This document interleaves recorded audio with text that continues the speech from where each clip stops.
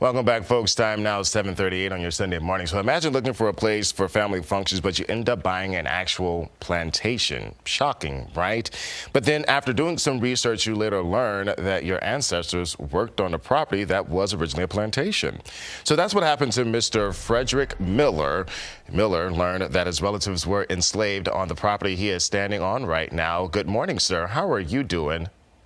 I'm doing well, thank you. How you doing? I'm good. I'm good. So when you bought the property, the Sharswood, at the time Sharswood Plantation, now Sharswood Manor, what went through your head when you learned that your ancestors were enslaved on that property? Yeah, I went into somewhat of a state of shock because I couldn't believe it. I'd known about the history of this part of the South, and slavery took place down in here. And I lived just not too far from here, but I never expected to own something that meant so much to me and my family and my ancestors. Now, when we talked last year, we learned that it was your, and help me out, it was your great-great-grandmother, Sarah? Yeah, my great grandmother Sarah, she's the great grandmother. She's the one that tied the connection to our family to the plantation here. And break that down for us real quickly. Yeah, well, we did some research on the property here, and my sister, she talked to the genealogist, and we connected Sarah's brother, who was born in 1862, I think it was.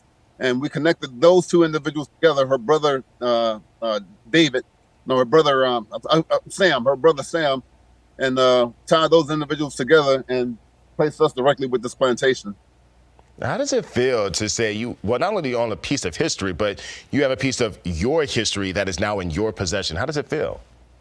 Feels good. I've never heard of it.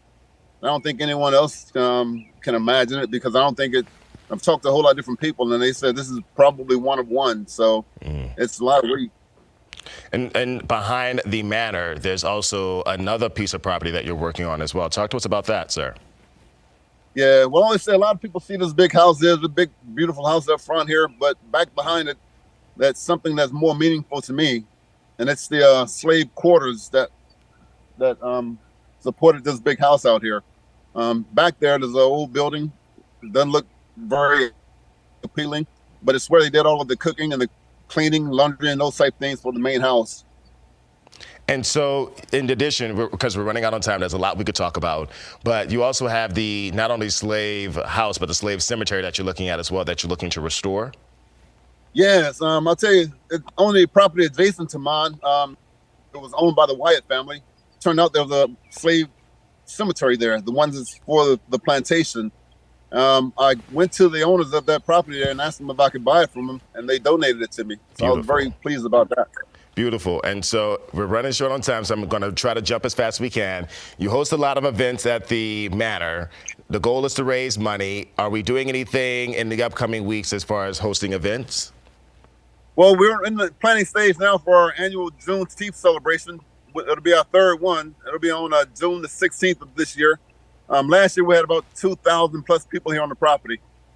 Beautiful, beautiful. Well, Mr. Fred Miller, we appreciate you joining us this morning. We look forward to hearing more about this Juneteenth celebration. Again, just save my plate and my food, and we'll be good to go. Thank you. Everyone is invited. Appreciate you. Thank you, Mr. Miller. Okay, thank you.